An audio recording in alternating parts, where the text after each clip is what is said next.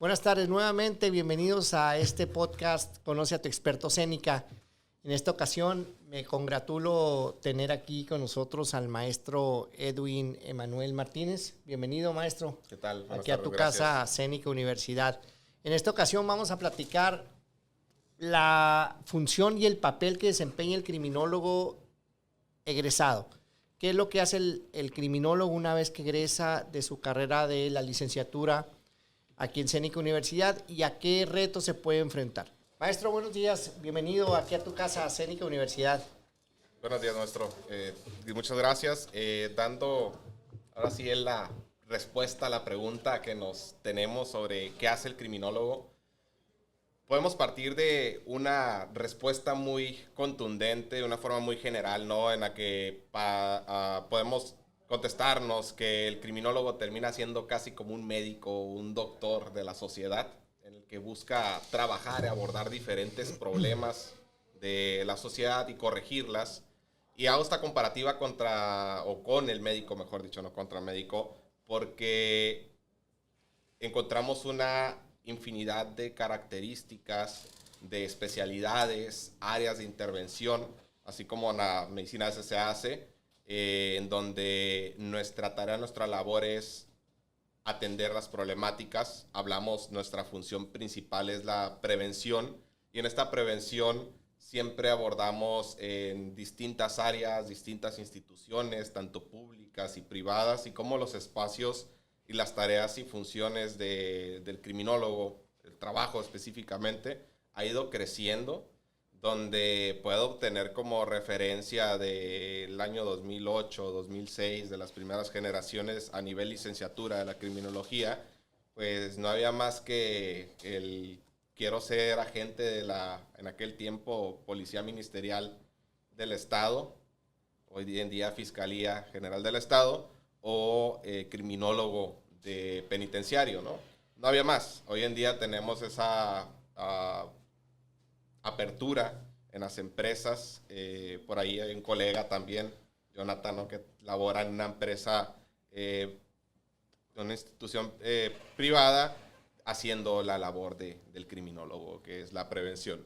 En la prevención abordamos distintos esquemas. Dentro de estos esquemas casi siempre los generalizamos en la primaria, secundaria y terciaria. En la prevención primaria buscamos ese abordaje de corregir problemas, o más de corregirlos, anticiparnos a los problemas antes de que aparezcan, ¿no? En el segundo parámetro, que es la secundaria, ya hay un problema presente, y ese problema presente podemos abordarlo con la corrección a través de la informatización, ya ver el problema con el nombre en sí más específico, ya sea una conducta o un delito.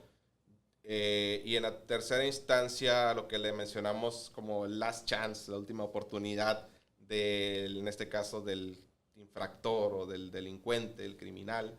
Hay múltiples formas como les llamamos, ¿no? Pero ahí vamos viendo más específicamente y los cambios que nos marcan las pautas de la actualidad.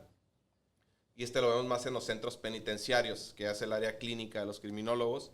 Hoy en día vemos otras áreas de oportunidad que también algunos autores llegan a nombrarlas como clínicas también, por la forma de intervención que se tiene más directa con nuestro objeto de estudio, que puede ser dentro de las instituciones educativas, aquellos elementos de riesgo, niños o adolescentes que puedan tornarse un problema futuro, o dentro de la institución. Entonces hemos ido creciendo y desarrollándonos como profesionistas, dejando aquella figura primaria, ¿no?, del criminólogo penitenciario, del criminólogo dentro de la fiscalía como agente, sino también dentro de diversas instituciones y áreas de oportunidad. Oye, maestro, qué bueno que tocas el tema de la prevención, porque finalmente a veces las políticas criminales es lo último que se enfoca, ¿no? No les interesa la parte preventiva, sino que nos convertimos con entes reactivos, ¿no? Entes que reaccionamos al delito.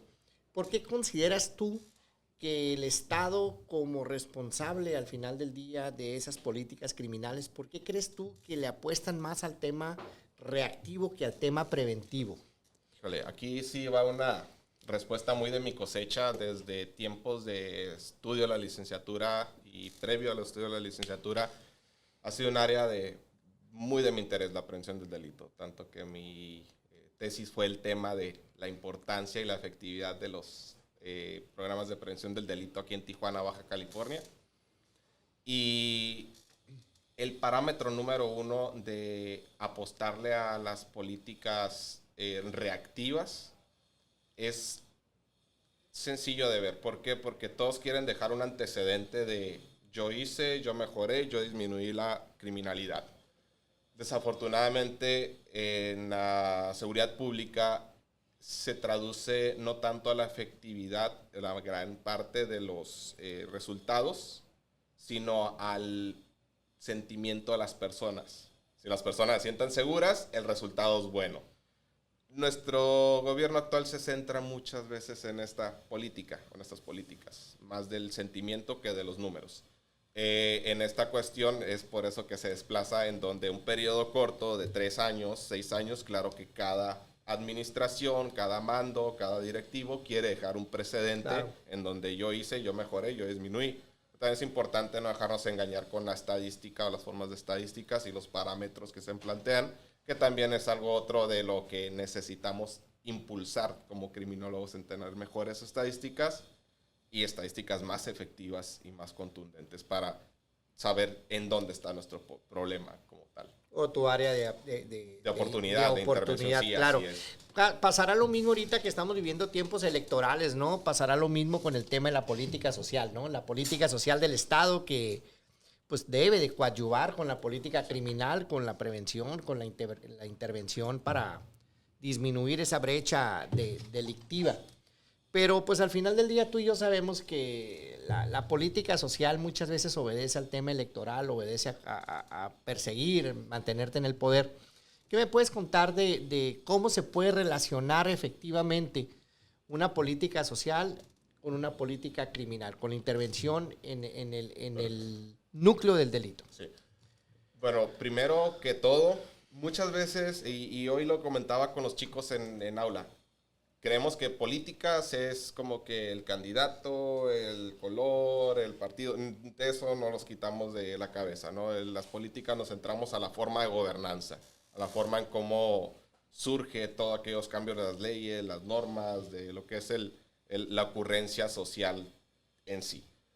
En este caso, partimos de las políticas criminales o las políticas sociales, que una forma práctica de entenderlo es como, o poner la comparativa de países de primer mundo y países de tercer mundo. Es país de primer mundo, evaluamos que las políticas sociales de mayor impulso, pues vemos la economía, el trabajo, la educación y la vivienda y salud. Creo que son los 5 ejes más centrales e importantes en las políticas sociales, que también los vemos de una forma no aislada ni tan alejada de las políticas criminales, porque vemos que hay delincuentes o personas que se convierten en delincuentes o cometen una conducta mejor tipificada, clasificada como delito, porque necesitan el medicamento para un familiar, claro, o porque no tienen los recursos, no tienen las condiciones y demás. Entonces, no lo vemos alejado. Entonces, es importante, sí, esas políticas sociales que se vayan mejorando y que también nuestro sistema de políticas criminológicas vayan a la par, ¿no? Así como tal, ya unas secundarias, terciarias que también son de importancia, aquellas como fuera, aparte de la seguridad social, lo que es el arte, la cultura, el esparcimiento social, que son herramientas y estrategias que, más allá de de las políticas de antaño criminológicas, que los recursos castigadores, ¿no?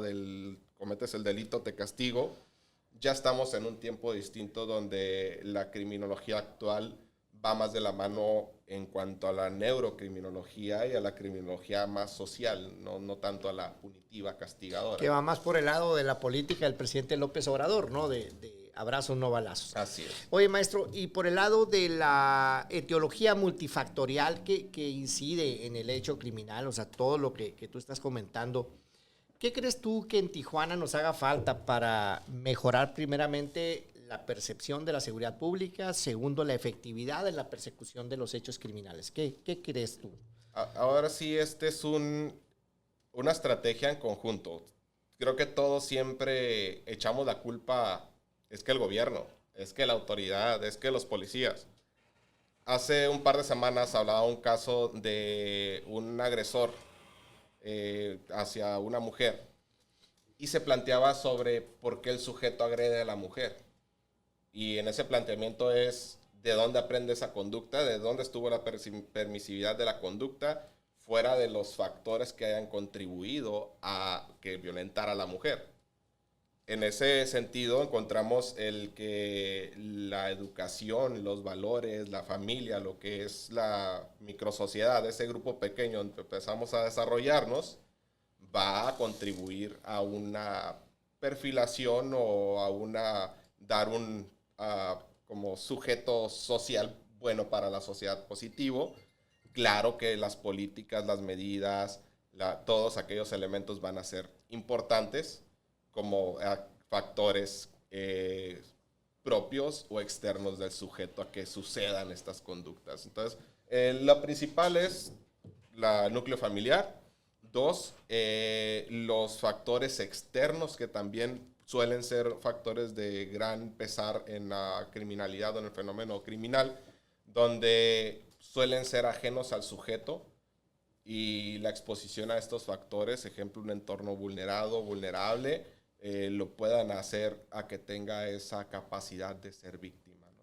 Una reacción en cadena, ¿no? Sí, así es. Fallamos en una cosa y fallamos en las demás. En otra, ¿no? sí. Claro. El plan más efectivo es muy ambicioso en el sentido de que no solamente nos debemos enfocar a la inhibición de los delitos, sino a esa cosecha futura de obtener ciudadanos buenos, ciudadanos de bien, que va de la mano entre una colaboración o participación de tanto la sociedad, las instituciones y los organismos también no gubernamentales. Que por eso la importancia de que nuestros alumnos se formen efectivamente en rubros criminológicos, ¿no? Que conozcan las políticas criminológicas, que las apliquen las políticas criminológicas y sobre todo las estrategias de intervención, dependiendo la trinchera de la que vayan a trabajar, porque sabemos que son muchas trincheras. Cuéntanos, a ver, ¿dónde se puede desarrollar un criminólogo?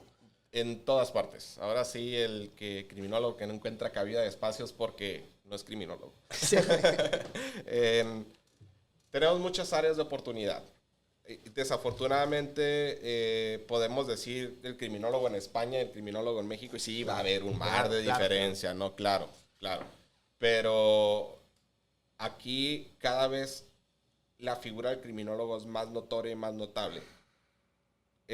Número uno, es quitarnos ese estigma, ese paradigma de que el criminólogo es el que levanta a los muertos, el criminólogo es el que lee las mentes, el criminólogo es el que sabe por qué le enterraron el cuchillo en el pecho y no acá en el abdomen. No. Fuera de eso, tal vez sí podemos llegar a saber con la investigación y demás, pero nos centramos más en el origen de la conducta y por qué ocurren las conductas. Y así como en la sociedad ocurren los delitos, posiblemente en una institución privada no ocurren los delitos, o sí ocurren los delitos, ¿no? Los robos, pero nos interesa saber cómo modificar, cómo prevenir, cómo esperar también cierto comportamiento de cada uno de esos grupos, ¿no?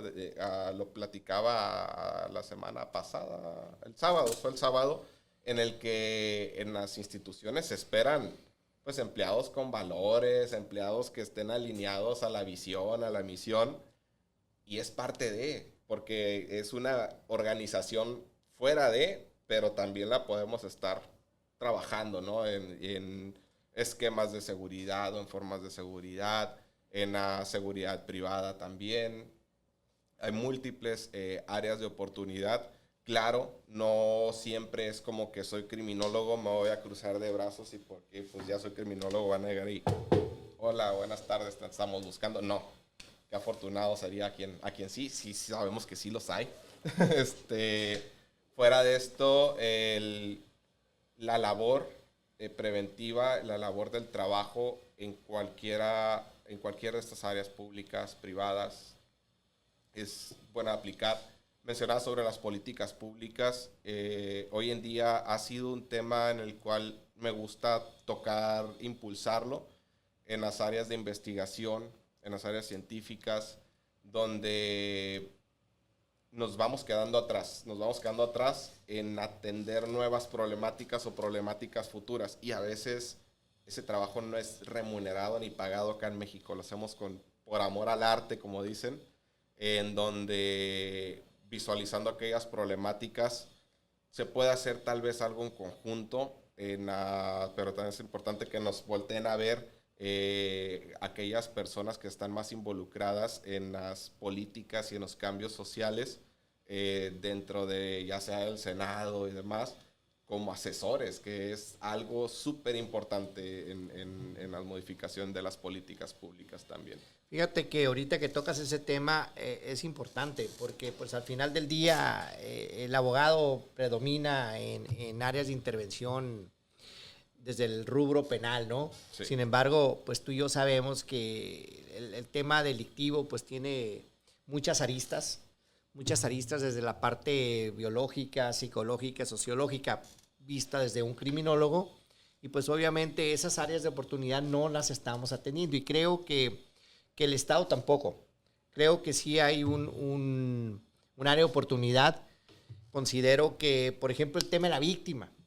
Tú y yo sabemos qué es lo que pasa con la víctima en el sistema penal, pues que al final del día la víctima sale sobrando, ¿no? Que es lo último. ¿Por qué? Porque lo acabas de comentar, pues el sujeto activo es el que quieres aprender, ¿verdad? Sí, vas a acabar el punto a favor de la estadística. Sí, son estadísticas que marcan las políticas de gobierno, y que ellos, pues, gente que tienes detenida, pues es un número bueno para el Estado, ¿no? El Estado como persecutor. Oye, maestro, y desde una empresa, tú sé que has trabajado en rubros de entrenamiento, sé que haces en capacitación, en el tema de fuerzas del orden. Platícame un poquito de eso. Okay. Bueno, ahora sí, en esta parte de la capacitación, fue donde me empecé a desempeñar en el desarrollo de programas de prevención del delito, coadyuvando para los municipios de aquí de la localidad, para algunas instituciones. Creo que a raíz de la primera investigación que fue de los programas de prevención del delito fue que empezó a abrir las puertas, ¿no? Por ahorita en prácticas profesionales hubo por ahí una colaboración con el Centro Penitenciario de la Mesa. Lo denominamos el Paseo de Valores, fue el Paseo de Valores, que buscábamos ese cambio de comportamiento y también de mentalidad de las personas mientras iban haciendo el ingreso al centro penitenciario. Y claro que no solamente a los visitantes, sino también a los empleados, trabajadores administrativos y a los custodios del sistema penitenciario. Entonces, ha sido algo transformador. Es un reto muy pesado, es un sistema ya existente, vigente, sí, y sobre todo viciado. Vemos que la capacitación en las áreas donde me tocó colaborar hace un par de años, eventualmente en la actualidad sucede, en donde nos enfocábamos a programas específicos para unidades tácticas, casi siempre eran unidades especiales. Aquí en la localidad de Tijuana fueron unidades como antisecuestros, bueno, aquel tiempo era todavía la PGJE. La Procuraduría. Fueron actualmente no recuerdo el nombre, pero creo que era el grupo de reacción, no era reacción inmediata, era el grupo de operativo táctico de la Policía Municipal. Ahí las famosas vaquitas le decían, que ya actualmente ya no se ven como tal en el uniforme. Algunos grupos también operativos y de unidades tácticas de Policía Estatal Preventiva en aquel tiempo. Y varias unidades de escoltas de presidentes municipales, gobernador. O sea, te ha tocado trabajar en el entrenamiento, sí, en la capacitación, sí, de equipos elite, ¿no? Sí, así es. Antisecuestros también en Sinaloa. En como 2014 por allá nos tocó visitar Michoacán también. Casi no hay. Cuando empezaba lo fuerte. Casi no hay situaciones ni en Michoacán ni en Sinaloa, ¿verdad? No. Bueno, Tijuana. Y casualmente nos tocó por allá, pero sí fueron varios lugares. Una experiencia grata, a veces experiencia también estresante por lo que nos enfrentamos. A veces pudiera decir que tanto desestresar en una academia, ¿no? Pero los cuidados en cuanto a los asistentes, a los colaboradores, el manejo de armas, aunque en muchos de los casos estaban los instructores principales dentro de, pues, sí están colaborando en la periferia con las necesidades también, ¿no? En el desarrollo de los planes académicos y ese vínculo en cuanto a las políticas, que es como qué necesidad tiene o tenía la dependencia y empezar a elaborar aquel programa adecuado a las necesidades. Pues fíjate que qué bueno que nos platicas eso a todos los que están en este podcast, porque pues ahí estamos siendo testigo de que tú ya lo viviste como criminólogo, que tienes áreas de oportunidad en diferentes sectores, en la capacitación, en el entrenamiento de grupos también policíacos. Me da mucho gusto, y me da mucho gusto también que hayas estado con nosotros, Edwin. Sabes que aquí Seneca es tu casa. Gracias. Te agradecemos mucho que colabores con nosotros. Sabemos que la experiencia que te antecede es mayúscula y creo que eso va a beneficiar a nuestros alumnos. Agradezco mucho la oportunidad, agradezco mucho la forma en que te conduces aquí con nuestros alumnos para que sepan ellos directamente y de primera mano que como criminólogos egresados van a tener áreas de oportunidad dantescas, ¿no? Van a poder trabajar en diferentes trincheras y eso nos hace poder seguir invirtiendo a la carrera. Te agradezco mucho. Estuvimos charlando el día de hoy con el maestro Edwin Emanuel Martínez, quien es criminólogo, tiene experiencia en la parte de capacitación, entrenamiento, en el rubro de fuerzas del orden, en equipos tácticos, y además es maestro titular aquí en Seneca Universidad. Gracias por haber estado con nosotros en este episodio de Conoce a tu experto Seneca.